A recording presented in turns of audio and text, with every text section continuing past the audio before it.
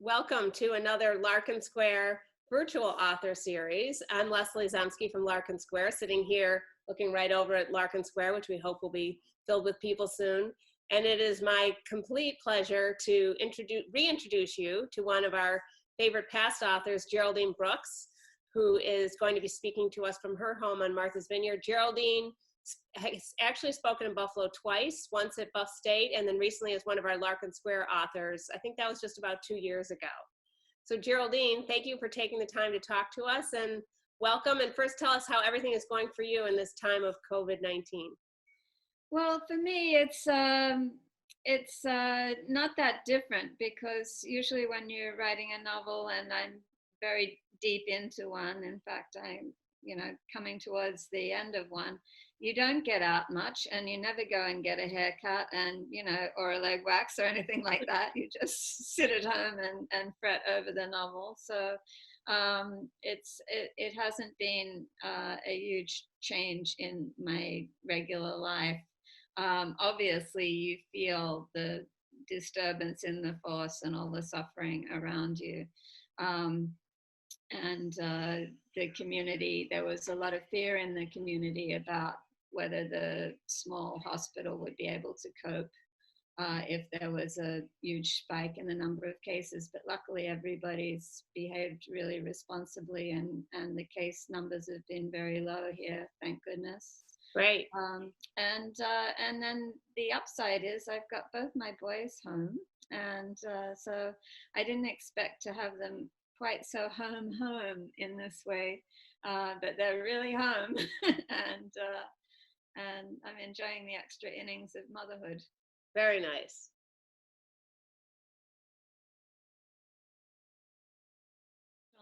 It came out in September. 9/11, actually, I was on book tour when it came out, so it's been around for a long time. I had to go and look for a copy in the attic when people started asking me about it. It's not about a virus, it's about a bacterium, because Yersinia pestis was the bacteria that caused the bubonic plague. And this is a book about, it's a true story, based on a true story of what happened in a village of lead miners and shepherds in the English Peak District in 1665, when bubonic plague was carried from London in a bolt of cloth that an itinerant tailor had ordered. And they didn't understand how the disease spread, but we can hypothesize that there was probably flea feces in the fabric. And at some point, probably the tailor pricked his finger, because unlike COVID, bubonic plague is not airborne, it's bloodborne. So you get it from the bites of fleas. But I have to introduce you to a friend that I have here. These are the wonderful gifts that people give you on book tour.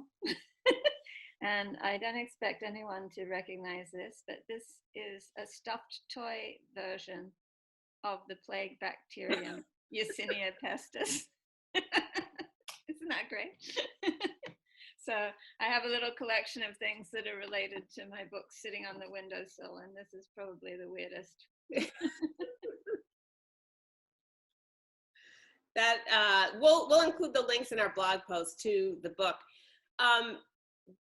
To touch on, I know you're working on a book right now that has a Buffalo connection. I think you shared a little bit about that in Larkin Square. If you want to just give us a little teaser of what you're working on and what you're comfortable to share in the Buffalo connection.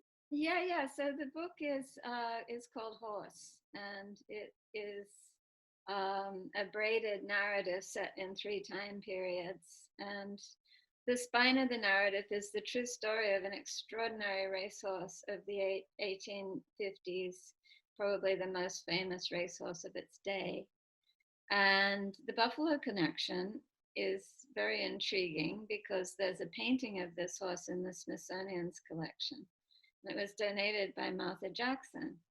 And Martha Jackson, of course, was the fabulous gallerist who was the great supporter of the abstract expressionist movement and all kinds of avant-garde artists, Japanese movements, and she may have even coined the term op art.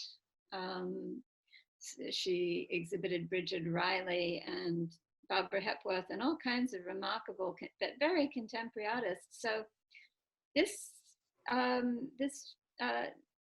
19th century racehorse painting being in her bequest as the only kind of realist piece of classical painting is kind of a mystery. So nobody really knows why she had it, so I've had to make up a story about that.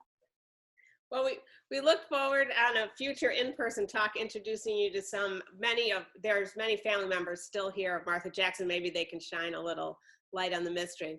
I also wanted to take a few minutes to talk about the book Spying on the South by Tony Horwitz, your late husband, who sadly passed away a year ago, and a longtime friend of mine as well. So we had hoped to have Tony here to speak about the book. It is the story of Frederick Law Olmsted before people in Buffalo are familiar with him with his work in the park. So I just really encourage people to order this book. And I understand it just came out in paperback. So again, we'll have the link, and you can always order the books from Talking Leaves, which is great. Do you want to talk a little bit about Tony and about Spying on the South and how he became interested in Olmsted? Yeah, so it all came about when I said, you know, we really needed to cull our bookshelves, and he was always trying to get me to throw out novels that I'd been complaining about when I read them, that I didn't like them very much. And he said, you'll never read it again. And I would always say, but you can learn a lot from what doesn't work, just as much as from what does. Anyway, we would fight about what we could dispense with. And finally I said, all those college textbooks that you've got, you know, you're never going to look at those again.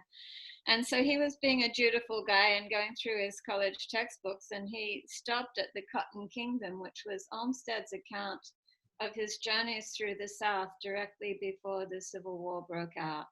And Olmsted and Tony, they turned out to be almost soulmates in their approach to and their curiosity about this country. And at Olmsted's mission when he went south was to report for the then very new New York Times newspaper about the divisions in the country. And so Tony retraced his journey at another time of great division to see what he could learn about the country coming apart, and look at what Olmsted saw then and what he saw in his trip. And it really is an extraordinary, fascinating, enlightening, and sometimes disturbing look at the way the society has really divided. And in Olmsted's time, it was North and South, but now it's more rural and urban, coastal and middle of the country, if you like. I mean, he wasn't surprised with what he found in the Deep South because he's very familiar, and that's been hard red country for a long time, but he was very surprised about the industrial heartland and the turn that he was sensing, the division between how we see things perhaps on the coasts and how people who've not done so well in this time of great income inequality see things. One of the things that I loved about the book is always with Tony, so rich in history. I mean, both of you are so respectful of your readers, of how much research you do. It's a gift. But we also get some of Tony's humor, sense of humor, and the way some of his other books, such as here, this very well-worn copy of Confederates in the Attic. So we'll put, again, all these links. So Geraldine, I don't know if you have anything else you want to share about writing or, you know, in this time. Yeah, I guess just going back momentarily to your wonders, what happened in that little town when the plague came was that they took a unique decision, which was to voluntarily quarantine themselves so as not to spread the infection into surrounding communities, which would have happened if everybody had fled.